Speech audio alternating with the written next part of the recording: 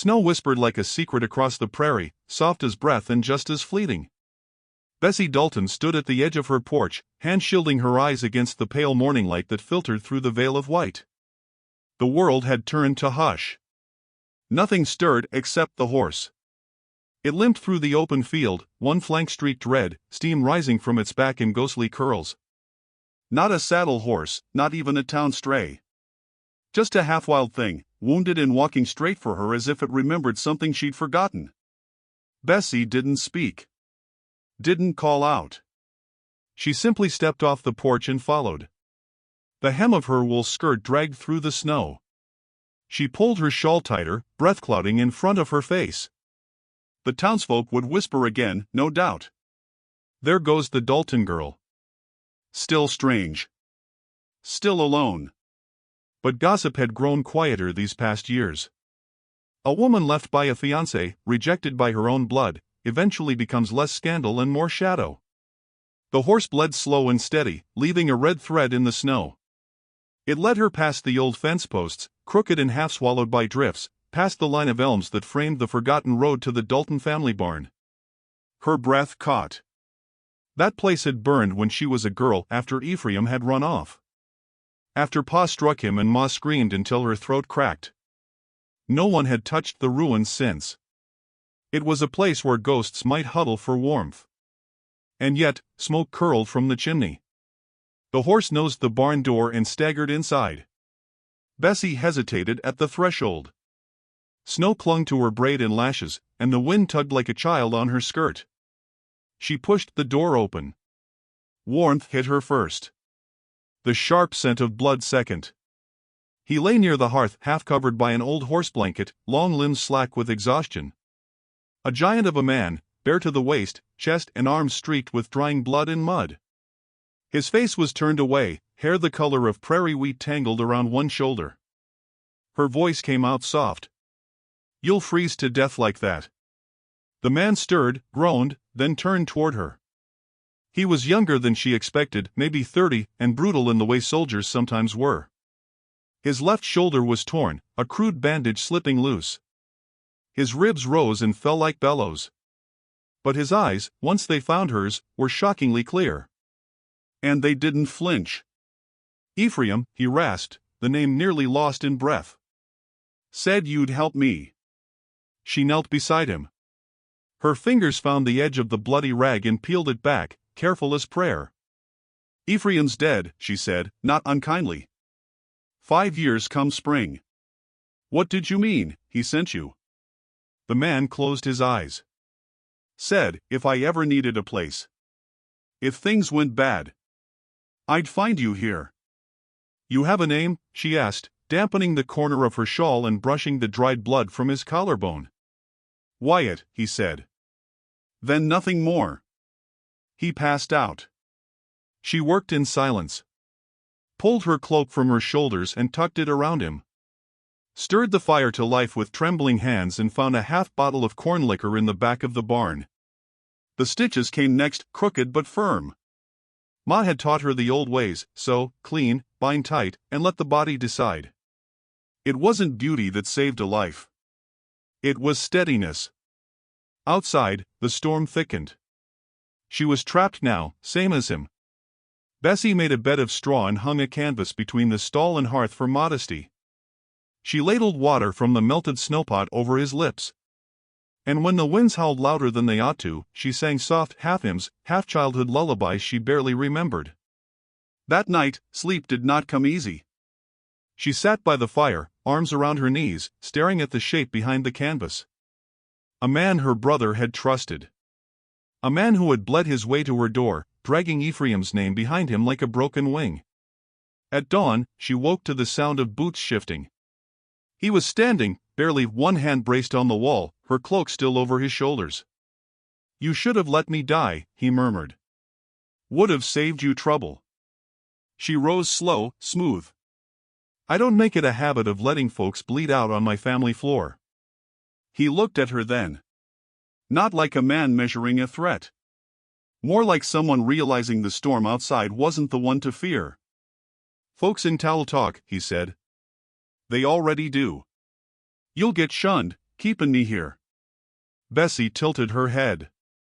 "Then I suppose I'm right at home."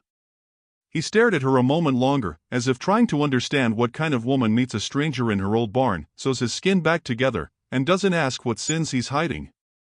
"Why'd you come here, really?" she asked. He looked at the flames. Because it was either here or nowhere. And nowhere was starting to look warmer. She studied him, this massive man, broken but not bowed, carrying something heavier than wounds in his bones. He was ashamed, she realized. Ashamed to be seen weak. Ashamed to be helped. So she said nothing. Instead, she brought him a bowl of broth, warm with salt and fat, and laid it in his hands.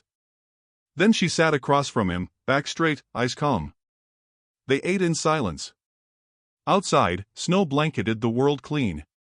Inside, something unnamed began to settle between them, not warmth, not trust. But the beginning of it.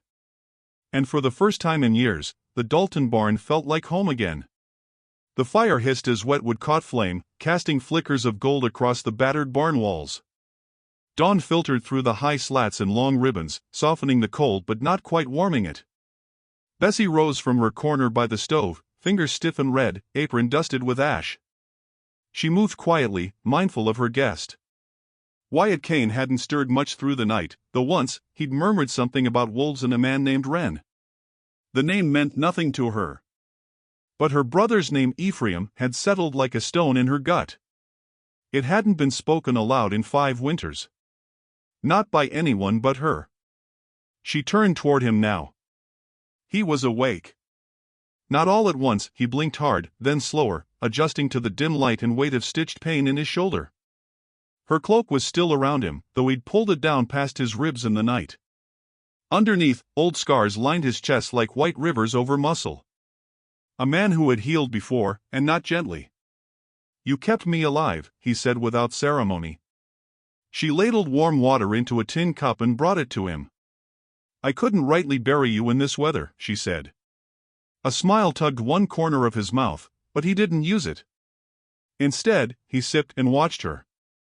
Quietly. After a pause, he asked, "That cross outside the fence, that's your brother's?" She nodded. "Ephraim Dalton. Died in a canyon ambush. Or so they said. I was never given his body." Wyatt's jaw worked once, twice. "He was the only man ever saved my life." Her breath caught. "You served together?" "Not quite." He shifted, wincing. "He found me near dead in the hills, tied up, left for scavengers. Said I could earn a second chance. Rode me clean back to his sister's name. Said you'd know what to do if the world turned on me again." She folded her arms, unsure whether to feel honored or burdened. "And now it has," she said. He nodded. "I don't know who's chasing me anymore. Not sure it matters. They're the type who shoot first, bury later." "Why?" He looked down at his hands. "I used to be a man of law. Till I learned the law didn't care much for the truth. I killed a man who had it coming, but not the way they wanted." His voice was low, but not defensive. A man tired of explaining. Bessie crouched beside him, studied his face, angled, unshaven, hard. There was guilt in his eyes, yes, but also something steadier. A man who had carried too much, for too long, without asking anyone to help lighten it. "You're safe for now," she said. "This barn's seen worse." He nodded again, slower this time, as if permission to rest had been granted.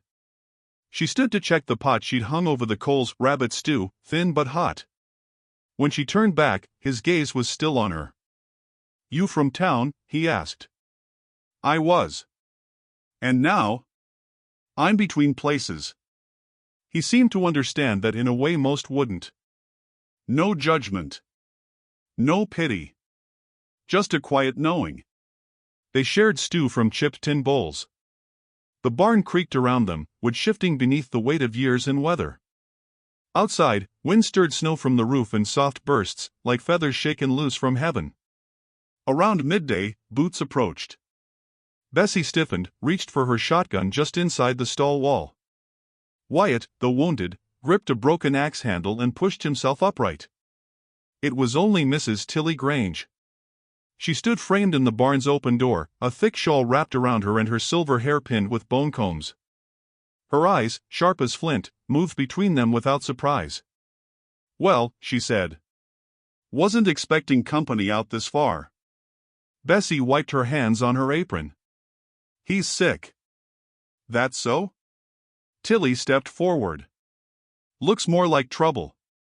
Wyatt said nothing. He met her gaze but didn't challenge it. The older woman sniffed the air. "Rabbit stew. You still know how to make do, Bessie girl. What brings you? Your mule came home alone. Thought I'd see what became of you." Tilly's eyes narrowed slightly. "And I'd heard there was blood on the trail." Bessie said nothing. The pause stretched long before Tilly exhaled. "Winter Hollow's a sharp-tongued place. You let them see this man here, they'll cut your name for good. I ain't used it in years." "Even so." Wyatt shifted, tried to stand straighter, but his knees wobbled. Tilly's gaze softened for half a heartbeat. "I'll say I found you tending the barn. Nothin' more. But be warned, child, truth spreads slower than lies." She turned, left without farewell. Wyatt sank back against the stall beam. "I should leave," he muttered. "Before your name gets dragged through ash." Bessie sat across from him again. Her eyes were calm but unrelenting. "I've been dragged through worse. Didn't kill me." He looked away. "You don't owe me anything." "I know." He rubbed his face with a scarred hand, as if trying to remember what kindness looked like. "My father used to say people like me don't belong anywhere." "My father said the same," Bessie replied. The silence that followed wasn't empty, it was full of unsaid things. Of years lived quiet. Of choices that took people off the maps others made for them. Wyatt leaned back, breath hitching slightly. "If I could move faster, I'd be gone by morning." She reached for the needle and thread again, tugged the blanket aside. His wound had reopened in one corner. As she stitched him again, steadier now, practiced, his jaw tensed but he didn't flinch. "You're not the first man to bleed here," she said. "No?" "My brother broke his leg in this stall. Screamed loud enough to wake God. I said it myself. He always said I was made for mending things." "You are," Wyatt whispered. The words hung in the air. "Honest." "Undressed." She didn't respond. The wind howled louder that night, as if offended by the barn's stubborn warmth. And inside, without touch or vows or even names exchanged in full, a thread of something fragile was tied between them, drawn from pain, silence, and small acts that asked nothing in return. By morning, it would hold. But for now, it simply shimmered in the firelight. The barn creaked under the weight of new snow, its beams whispering old secrets into the hush. Bessie rose early, hands pink from the wash basin, breath puffing in soft clouds as she poured water over a tin kettle. She moved with care, not from fear, but from the reverence born of proximity, like tending to a wild thing that hadn't yet decided to stay. Wyatt Kane sat where she'd left him, shoulders tense, bandages stained with sleep. He hadn't spoken since before dawn, but his eyes had followed her through the morning shadows. When she turned, he was still watching. "You shouldn't be here," he said quietly, voice low with wear. "I am." He looked away. "Then you shouldn't keep me." Bessie paused, letting the kettle settle onto the coals. "I'm not keeping you. You're just not standing yet."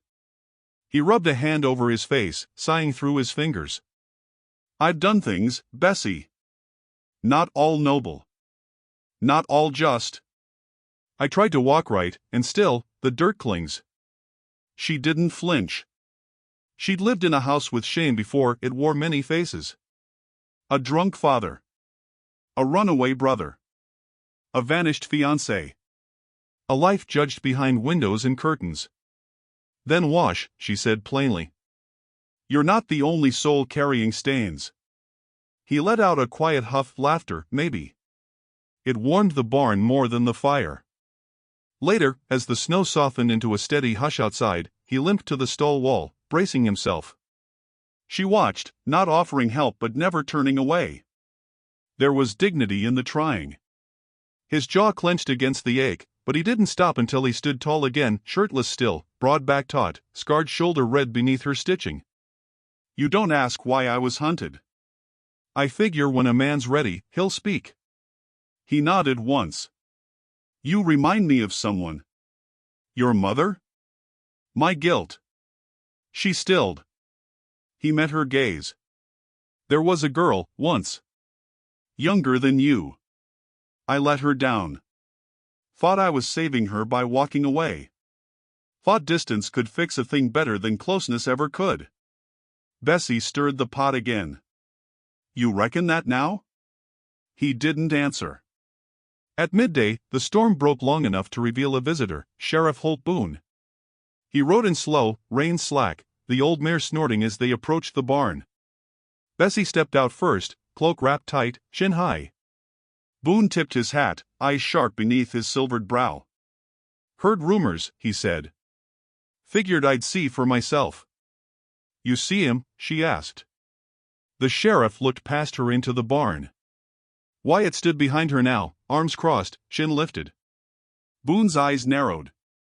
"I know that man." "I know," Bessie said. "I also know what'll happen if the town sees him here." Wyatt stepped forward. "Let me go, and you won't have to bother." "No," Bessie said before either man could move. "He's not leaving. Not while his wounds still weep." Boone raised a brow. "And when they stop?" "Then we'll decide." Boone sighed, shifting in the saddle. "You've always been stubborn, Dalton girl." And he gave Wyatt a look not quite kind. "He's not the same man they made him out to be. But folks don't forget faces. Especially not bloody ones." "Then let them talk," she said. "They've been talking since I was old enough to walk." Boone nodded. "You want time, you've got it. But I can't hold back fire once it spreads. Keep your heads low." He rode off slow, snow crunching beneath hooves. Inside, Wyatt sat again by the fire, head bowed. "You could have let me go," he said. "You wouldn't have made it a mile." "That's not the point." "No," she agreed. "It never is." He turned his eyes toward her. "Why do you care?" She hesitated. Then, "My father used to say some folks are born under the wrong moon. That no matter what good they do, the world won't see it.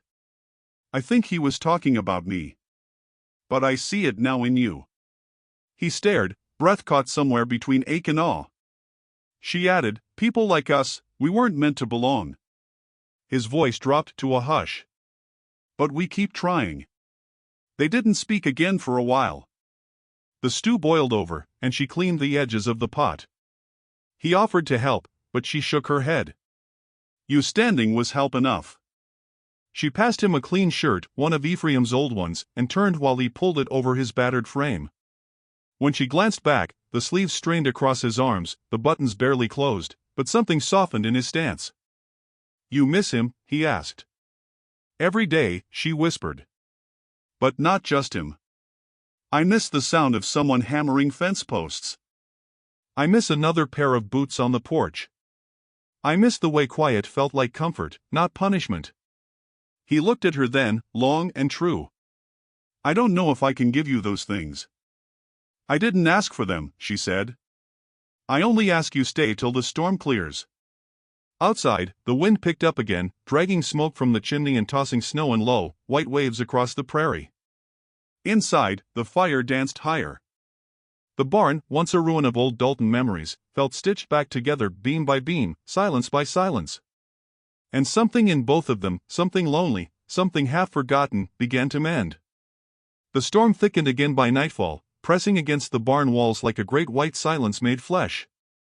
Wind curled beneath the cracks, prowled across the rafters, and sighed through the boards as if remembering every voice that had ever wept or whispered there. Bessie lit the lantern anyway, though oil was scarce, and hung it on a crooked beam. The light softened the corners of the barn, casting long golden shadows that seemed to move on their own. Wyatt had been mending one of the stall doors with his good arm, slow and stubborn. She watched as he tested the hinge, brow furrowed, shirt sleeves rolled up past his forearms, stitches beneath still tight with healing. "You keep fixing things that don't belong to you," she said, folding the last of the bedding. He straightened, turned toward her. "Then I figure I belong with them." She smiled, only faintly, then looked down at her hands.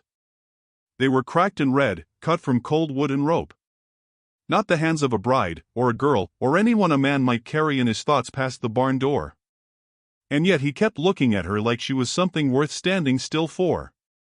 She busied herself with the stew, even though neither of them had said they were hungry. Hunger had turned into something different between them, something quiet and strange and not always about food. Some nights he'd pass her the ladle without speaking. Some nights he'd lift it before she asked. Gestures, not declarations. That was their rhythm now. He sat by the fire again, stretching his legs slowly. His movements were steadier, though pain still lived in his bones. "You ever think of leaving?" he asked, eyes on the flames. "I did once. And I didn't." He nodded, understanding what wasn't said. "Something about this place," she continued, "even after all it took from me. I couldn't abandon it. Like leaving would be admitting it one." "Who's it?" "Loneliness." His gaze found her again. "I think I've been running from that same thing," he murmured. "But it's clever. Wears different faces. And sometimes," she said, voice barely above breath, "it wears yours." Neither of them moved. The wind clawed at the door, but inside, the fire held. And when Bessie finally turned away, it wasn't in retreat. It was simply time to fold blankets, to check the stew, to live as if what they shared wasn't strange but necessary. The next morning, sunlight cracked open the sky like an egg, yolk yellow and soft. It bathed the snow in gold and painted the barn door in lines of light that looked almost like hope. Wyatt stood shirred now, boots laced, hair tied back. His face was calmer. Not light, not free, but steadier. "I'll be gone before noon," he said as she brought him coffee in a chipped blue mug. She didn't answer right away. The words felt too large for the moment, and her hands were full of warmth she didn't want to drop. "I figured," she said at last. "It's safer that way." "For who?" He looked at her, and for the first time, his expression faltered. "I ain't got a place," he said. "Just a trail. One that don't stay warm for long." She stepped closer. "Then stop walking." He stared, quiet. The mug trembled just a little in his hand. "You think it's that easy?" "I don't think it's easy at all," she said. "But I think it's right." His eyes flicked toward the barn door. "Some will come," he said. "They always do. With questions, with guns. And if they find me here, they'll punish you for it." "Then let them come." Her voice didn't rise, didn't quiver. It simply held. He set the cup down slowly and stepped toward her, boots crunching straw. They stood close now, so close she could see the flecks of gold in his eyes, the faint scar that ran through one eyebrow like a memory half erased. "I ain't been good to any woman," he said, voice thick. "Not even the ones I loved." "Then try again," she whispered. He reached for her hand. Not a kiss. Not a vow. Just the rough warmth of his palm, calloused and still healing, folding over hers like shelter. She didn't pull away. Outside, a rider crested the hill. She saw him first, dark coat, small frame. Not Boone. Not from town. Her hand stiffened. Wyatt followed her gaze, and his face hardened. The rider dismounted, cautious. Snow kicked up beneath his boots as he approached. A young man, barely more than 20, rifle slung low, mouth set. Wyatt stepped forward, placing himself between Bessie and the stranger. "You Wyatt Kane?" the boy asked. Wyatt didn't answer. "I'm Wren," the boy added. "You saved my brother. Back in August. Told me if I ever heard of trouble on the Dalton land, I was to ride like the devil was chasing me." Wyatt blinked. "What kind of trouble?" The boy turned, nodding toward the hills. 4 men. Armed. Said they're looking for a blonde ghost with a heavy hand. Rode into town askin questions. Ain't far now. Wyatt looked at Bessie. I should leave. No. If I stay, they'll burn this place down. She stepped forward. Then we let them see fire. He watched her, something breaking and blooming in his chest all at once. Wren looked between them. What do you want me to tell the town? Bessie stepped past Wyatt and lifted her chin toward the boy. Tell them he's with me. The boy nodded, then turned and vanished into the wind. The barn grew quiet again. Snow began to fall. Wyatt turned to her, voice unsteady. If I stay, Bessie, it can't be just for the storm. She nodded. Then stay for what the storm gave back. And without another word, she reached for his hand again, not trembling now, not unsure. Outside, the clouds closed like curtains. But inside, beneath soft falling snow and creaking beams, something firm took root. Not safety. Not certainty. But the beginning. And that was enough.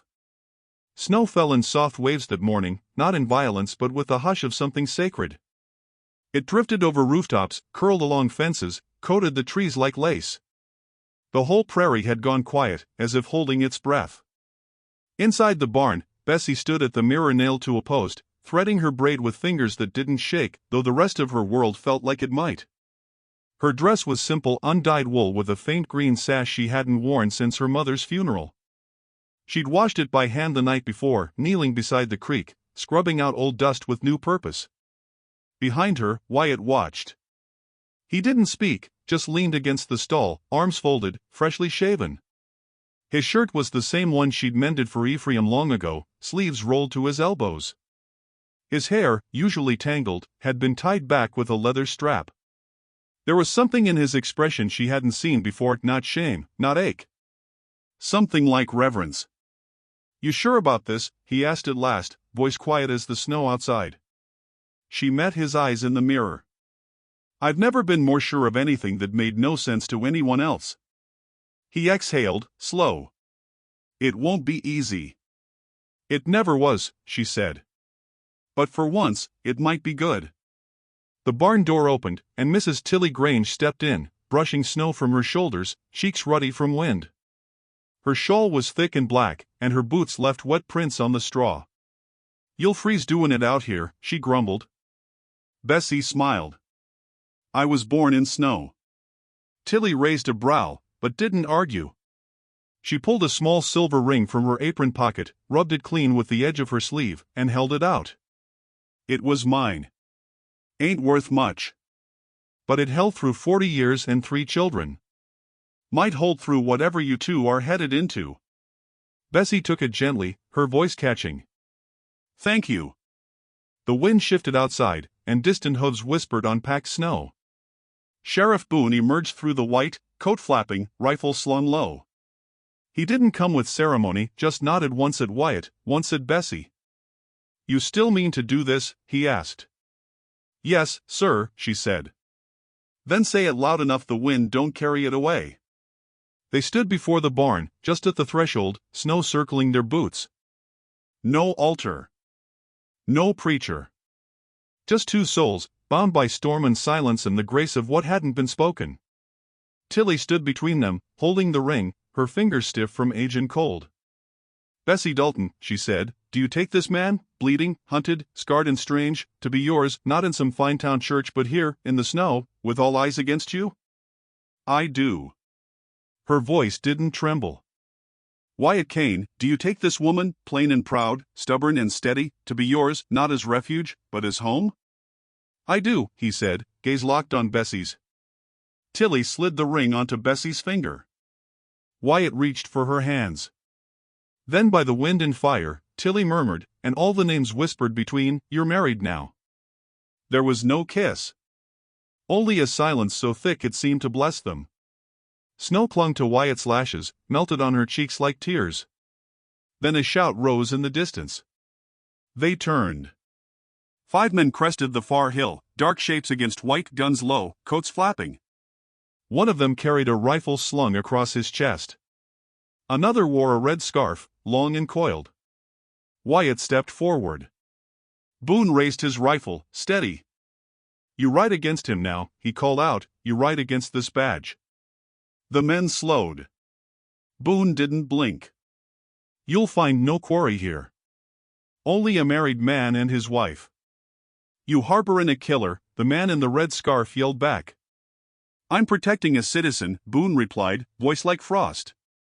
"And I'll bury anyone who argues different." For a long breath, the prairie stilled. Then the riders turned, slow, stiff, unsure, and disappeared back into the snowfall. Bessie let out a breath she didn't know she'd held. Wyatt stood beside her, fists unclenched, but eyes hard. "They'll come again," he said. "Then let them." She took his arm. They walked back inside, shutting the storm behind them. Inside, the fire crackled. Wyatt sat down, slow, shoulders slumped like a man finally allowed to rest. Bessie knelt and untied his boots, set them gently by the door. She pulled the blanket over his lap and poured 2 mugs of coffee. When she sat beside him, he didn't speak. He just reached for her hand and held it, both of them watching the flames. The ring on her finger glinted soft gold. Later, he whispered, "I ain't sure what I ever gave you, Bessie." "You gave me your name," she said. "And you stayed." Outside, the snow covered everything, the broken fence, the old Dalton sign, the footprints leading to where she'd once found a bleeding man in the straw. But it could not cover her yes. And it never would. Because when the world goes quiet, and the storms have passed, what's left are the things that held through the howl, a fire, a hand, a vow not spoken with fanfare but with stillness. And sometimes that's all love needs. Sometimes, that's all home ever was.